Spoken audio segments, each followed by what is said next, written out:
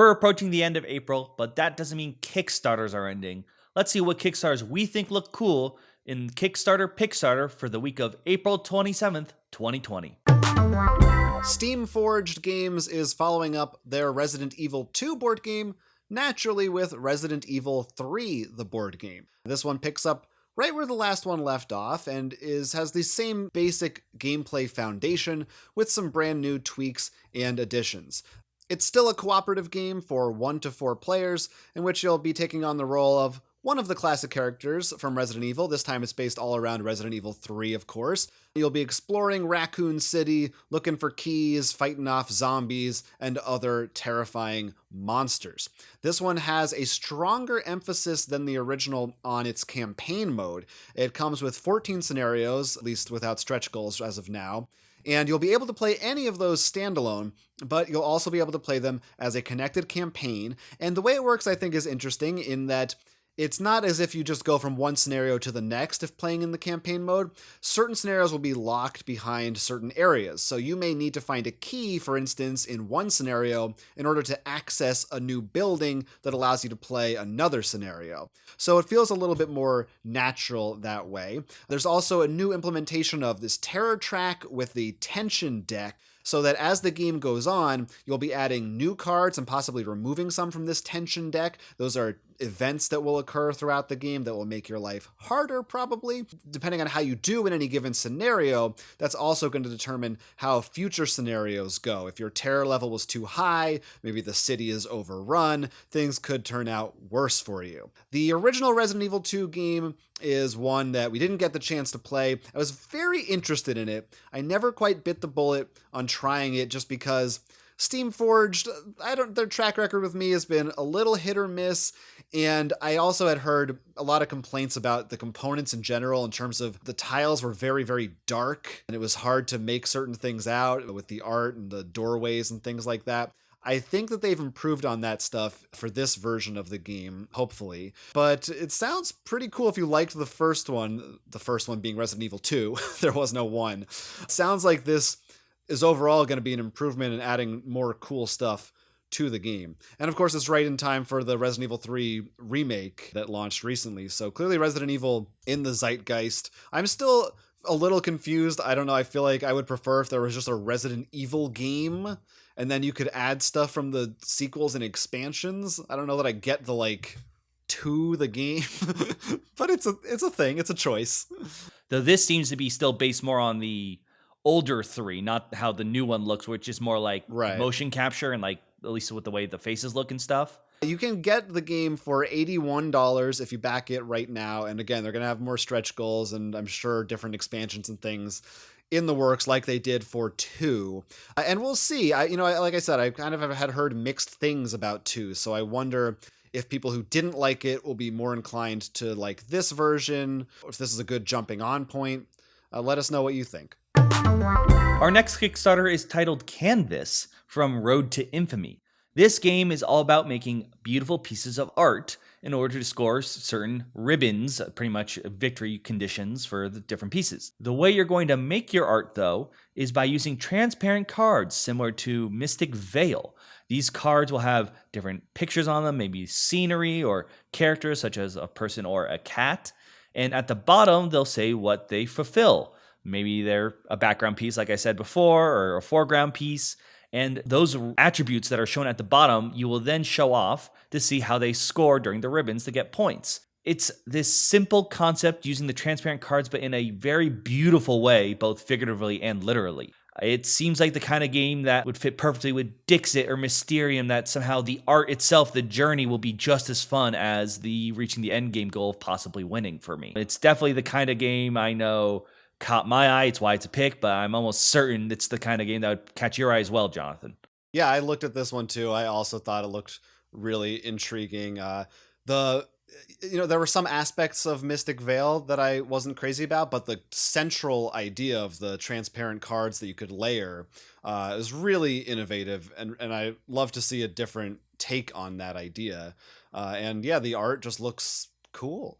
Looks nice. Like you said, definitely brings to mind Dixit in a strong way. And it seems like hopefully if the gameplay backs up the look of it and the style of it. The fun thing we could do with this is if there's a lot of weird stuff in there, you could make some art pieces, then bring them over to like Mysterium, and you have whole new cards to play with. This might be taking the mixing concept a step too far. Maybe. But for $28, that seems like a great price for this game that comes with, of course, a bunch of transparent cards and sleeves. Of course, you can pledge more if you're looking for either the few expansions they have or maybe some more deluxe components. I've got another sequel here for you from Roxley Games. It's Steampunk Rally Fusion. This is, like I said, the sequel to their game Steampunk Rally, which is a racing game that features multiple different special characters. I call them characters, but they're based on real people, actual scientists from real life. So you race in these crazy contraptions as Tesla, people like that. This one adds Amelia Earhart is in there, Alan Turing, and some other people that I have never heard of because I'm not as good at science as some other people are. This one has a really weird lore twist on it. You're in space for some reason. There's an evil, oppressive alien race that you're trying to overthrow. I'm not really sure what that's all about, but the core of the game is that first you will be drafting cards to build your device, your engine, your car, your vehicle, and they can have all kinds of crazy different parts. And then you're moving around a board trying to race against your opponents. This one adds some new features such as event cards. So now depending on where you land, some kind of an event may take place on your turn or outside of it. There are new gear components that you can use to upgrade. There's also a damage component in this game. So depending on what you do and how you race, pieces of your ship may fall off. Now there are some of those pieces that might be beneficial to you if they fall off. They're designed to explode in some spectacular way, perhaps, if you unleash them at the right time. You also have personal goals in this one, where you'll be trying to secretly gather certain dice types to complete things. A whole bunch of new ideas added. Of course, there's different map tiles, and you can combine this with the original game and even store both of them in the same box. I think the core box from this one, but maybe it's a stretch goal or an extra pledge. You'll have to check for yourself to see. Again, this is a sequel to a game I hadn't played, but it does look cool to me. It's got a lot going on in it, and people seem to be fans of the original. And I think that racing games, there are a few out there, but I think there's still plenty of room in the board game world to innovate on that concept, and this looks like maybe it does it. For $55, you can get Steampunk Rally Fusion. Comes with a whole lot of dice, a lot of cards, and a really nice organization tray to hold all your stuff. Take a look. Right now, it's up there. Join me now as we go where adults are not meant to be in Adventures in Neverland. This game from Black Box Adventures is a heavy story-based game that is either competitive or co-op, where you will be playing as the characters from the famous Peter Pan story. Of course, that means you could play as Peter Pan, Captain Hook, or some other characters that you may recognize, maybe or maybe not from the Disney movie. In this, you will be playing as those characters. You'll have your own board with different stats, and you have a story deck.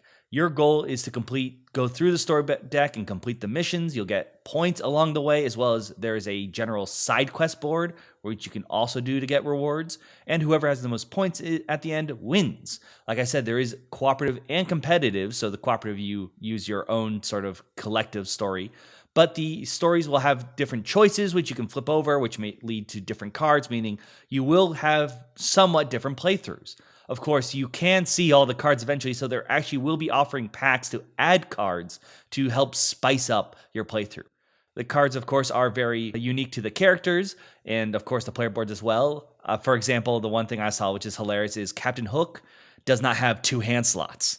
This is one of those heavy story games that I find really interesting, and because it's a bit more personalized, I think it could fit some of the issues, for example, that Tales of Arabian Nights, which I do love, but it can feel a bit random at times. I think giving that personal character twist will help a lot more, and the fact it can be competitive or cooperative helps if you have people who just want to play together and maybe experience a story, not have to go head to head.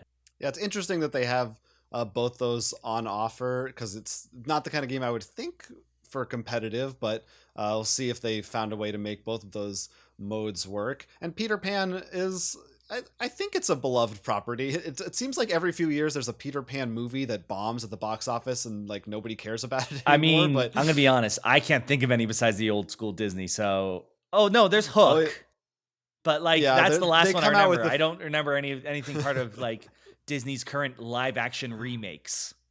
No, Disney. I don't think Disney's done any of them. They've all been, because it's public domain, so anybody can get their hands on it. So hopefully they did the property justice, I guess, if you're a big Peter Pan fan. I mean, mechanically though, if you ignore the theme, it does sound interesting. The idea of having your own little story deck of cards, and the fact you can buy packs to sort of keep the game refreshed for that character.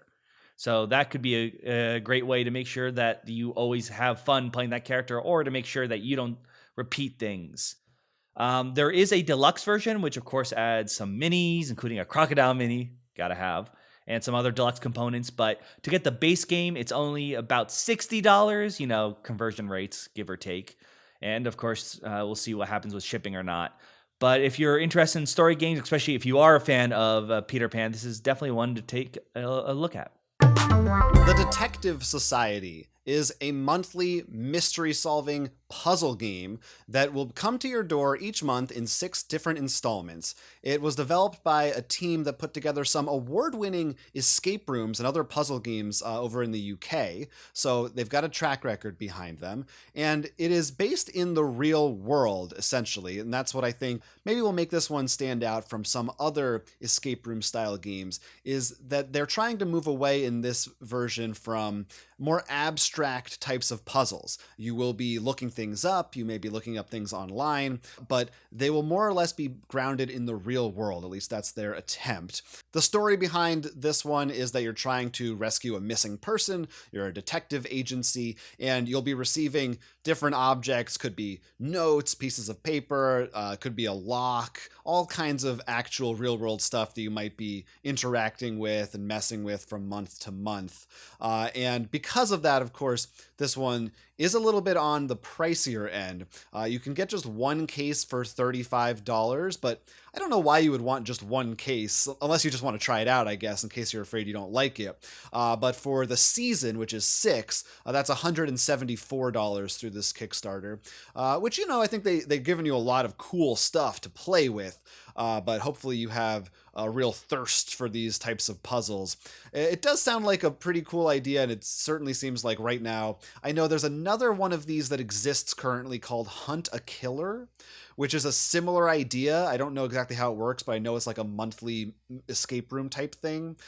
So it is neat to see these ideas crop up more now, and clearly there's a big audience for it. Just got to be willing to put in the time and the money to make it all worth it. I mean, it's one of those things that do sound interesting, but as you said, it definitely works well, especially in this current time when we're all home, if you're with other people, because then you can do it solo, of course, too. Right, but then this way also you can have everyone chip in. Right. Oh, yeah, that's good too. Yeah, that's true. They'll defer the costs a little bit to other people. Yeah, I mean, as usual with these, it always comes down to how good are the puzzles. But like I said, it sounds like these guys really know what they're doing when it comes to this sort of thing. So if you're not overwhelmed with escape rooms and you're hungry for more, this might be one to look at. It's on Kickstarter now. Again, the name of it is The Detective Society. Those are our picks for this week. And we also want to make a shout out to Guards of Atlantis, which we did a preview for. This is a MOBA style game. So if you're interested in that, yeah, definitely look for that elsewhere on our channel. I think a lot of people are big fans of that series. Yeah. In particular, also, this is a game where they really try to remove any form of randomness. So if you're the kind of person who doesn't like dice rolling or luck of the draw, you should take a look at this one. Let us know in the comments, which of these games are you backing? Are you all in on Resident Evil 3? What did you think of Resident Evil 2? Or are you looking at one of these other newer titles? Or maybe another sequel? I don't know. There's all kinds of stuff in Kickstarter we might have missed. So talk to us down there. Yes, let us know, of course, what you're backing, what we missed. But until then, I'm Will. I'm Jonathan. And this has been Kickstarter Pickstarter. Here's an idea. Support our Patreon or like and subscribe to this channel for more. Subscribing gives you a +2 to your charisma stat.